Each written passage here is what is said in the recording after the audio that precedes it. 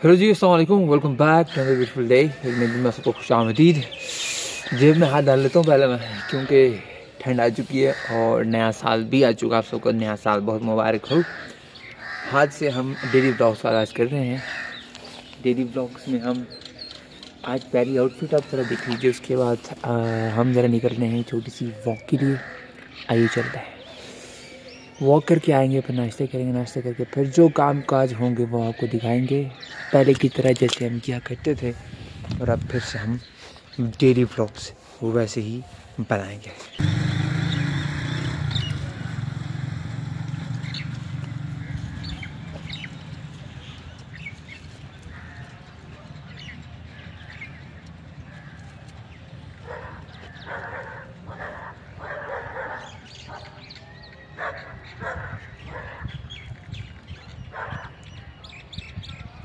तो सब कुछ बदल गया, लेकिन मेरे शूज़ नहीं बदले। साल भी नहीं आ गया, मेरे शूज़ नहीं बदले, बिकॉज़ ये मजबूत इतने हैं कि अब हम क्या कर सकते हैं। ये देखिए, ये फट ही नहीं रहे, मैं क्या करूं। लेकिन आज हम कोशिश करेंगे शू हंटिंग करने की। शू हंटिंग मतलब शूज़ तलाश करेंगे अपने लिए आज। और पीछे मेरे खेत देख रहे हैं आप।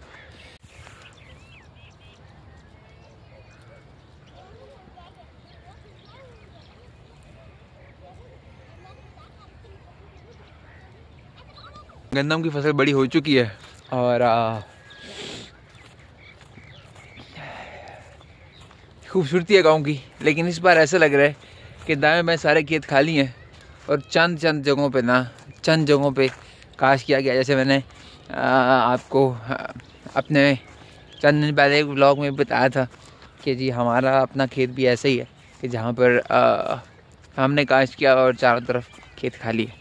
ये इसलिए होता है कि जब कोई और फसल ली जाती है इन खेतों से, मूंगफली जैसे इस बार फसल ली गई है, तो जब मूंगफली फसल ले ली जाती है तो फिर उसकी जगह गंदम को काश नहीं किया जाता। तो ये एक पॉइंट होता है, आई थिंक सो।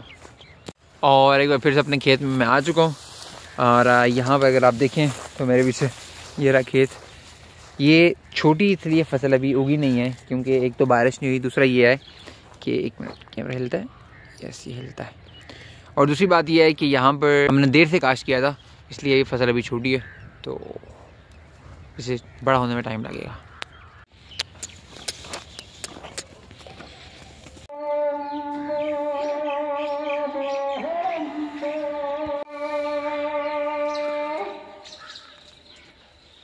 करते हैं, कोई मसला नहीं, मैं तस्वीर ले लूँगा इसी दौरान।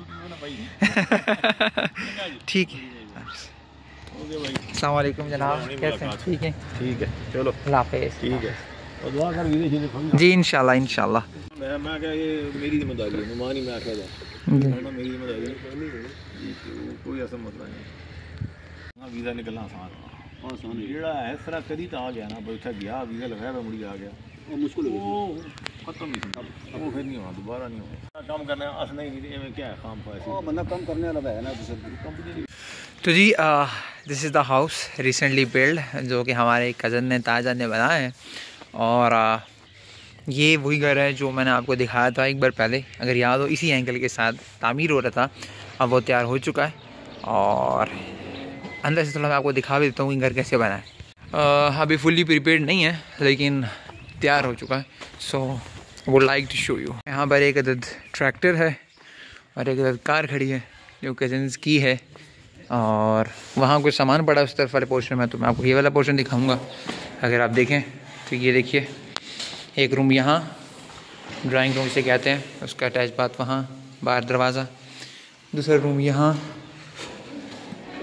और ये है इसका अटैच बात वहाँ, और तीसरा रूम रहा यहाँ पर, और इसका अटैच बात नहीं है, ठीक है। ये रहा क्या ये किचन, ठीक है।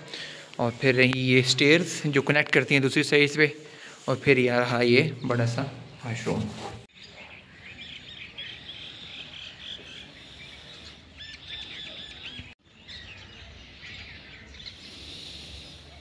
और ये जगह सारी बनने जा रही है इन फ्यूचर, लाइक ये सैन होगा और बाकी ये दो घर, मतलब दो घरें डिवाइड होंगे या नहीं होंगे ये मुझे पता, लेकिन दो घर हैं, एक का वहाँ गेट होगा वहाँ सामने और एक मेन गेट यहाँ होगा। और एक छोटा सा गेट यहाँ पर। तो मैं ज़रा आया था यहाँ पे पिंड चाटला में, और क्या ही बर्गर है यार यहाँ का, क्या ही बर्गर है, मज़ा आ गया सच में।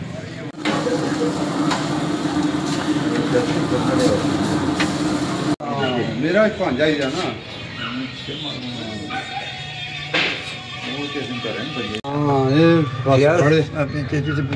अच्छा अच्छा अच्छा, नाम इनका बताए ना। अच्छा अच्छा, माशाल्लाह माशाल्लाह। अच्छा बिल्कुल बिल्कुल माशाल्लाह। अच्छा अरशद मुस्तफी साहब आ रहे हैं जी जी, अल्लाह ज़रूर आएंगे, कोशिश करते हैं वो कि जो ना वो जी है बादशाह इसी चस बनासी नहीं हो केड़ी जी नहीं बने वो बने ना सासे नहीं है ना तुसा तक रोल किस तरह है, तुसा तक है खाली ठीक है डॉक्टर साहब रोल तक है।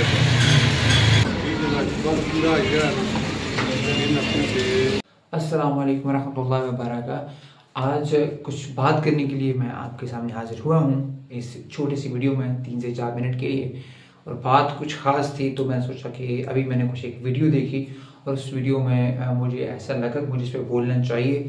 और इन दिनों बहुत ये मामला हुआ है, फेमस हुआ है और हर जगह डिस्कस भी हो रहा है। बात दरअसल ये है कि यहाँ पर सब के सब लोग मिलकर डेली व्लॉगर्स को बुरा भला कह रहे हैं, बहुत कुछ कहा जा रहा है।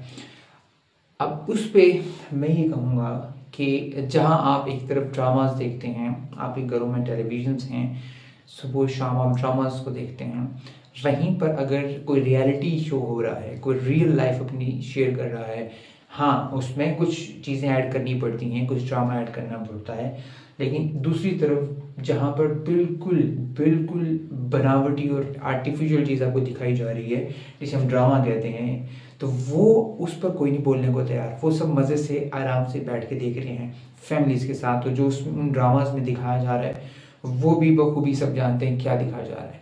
और दूसरी तरफ जब डेली व्लॉगर्स अपनी डेली लाइफ को, रियल लाइफ को बिना किसी एक्टिंग के, बिना किसी ड्रामे के, बिना किसी ऐसी बात के जो रियलिटी से दूर दूर तक जिसका ताल्लुक ना, मतलब फेक कुछ भी नहीं करते, रियल चीज़ आपको दिखाते हैं। जितने भी ब्लॉगर्स हैं, चाहे वो फैमिली ब्लॉगर्स हैं, चाहे वो ट्रैवल व्लॉग्स करते हैं, चाहे वो फूड व्लॉग्स करते हैं, कुछ भी करते हैं, एक्सप्लोर करते हैं, एडवेंचर करते हैं, जिस तरह भी जनरा उनका है, जो भी वो वीडियोज़ बना रहे होते हैं, अगर वो घर दिखा रहे हैं, बाहर दिखा रहे हैं, जो कुछ भी वो दिखाना चाह रहे हैं वो दिखा रहे हैं, they are showing the reality, they have right to show everything.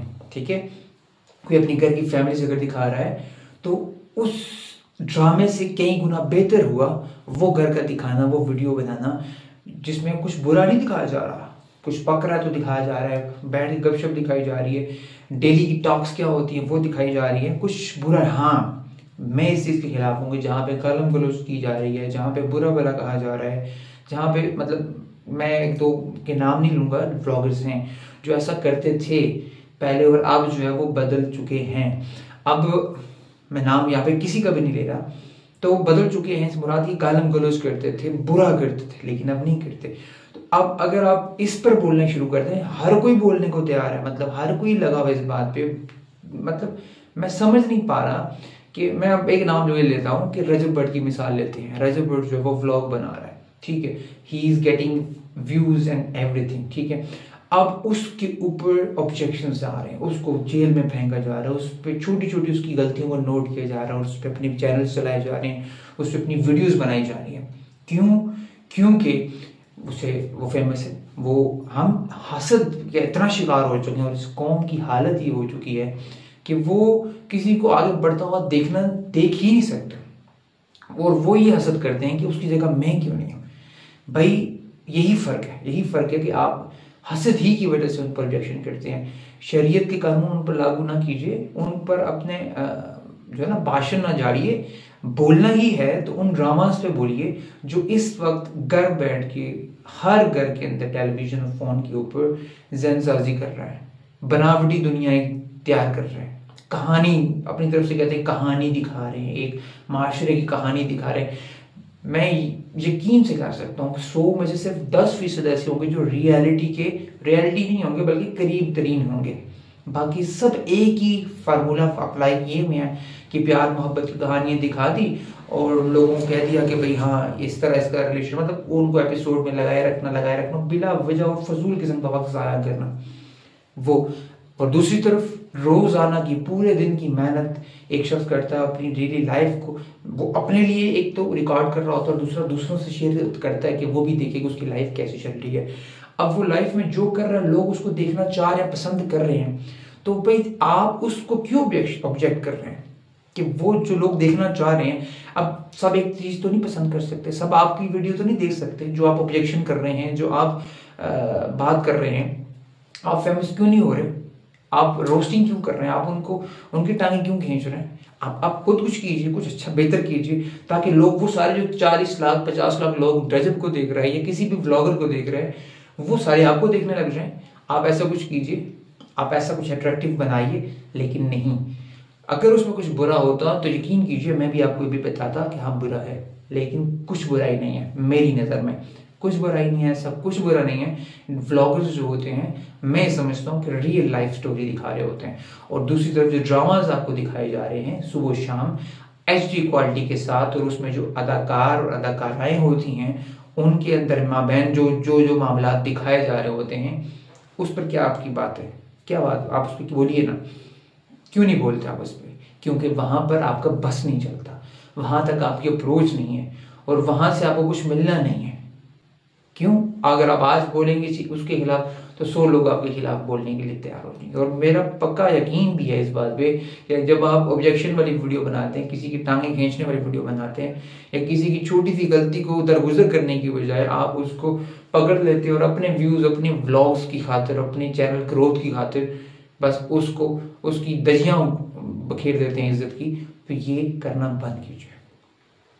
पहले अपने इल्म में इजाफा कीजिए कि जो चीज़ आप बना रहे हैं, जो चीज़ आप रिकॉर्ड कर रहे हैं, जो चीज़ आप कहना चाह रहे हैं, वो कितना सच्चाई उसके अंदर मौजूद है।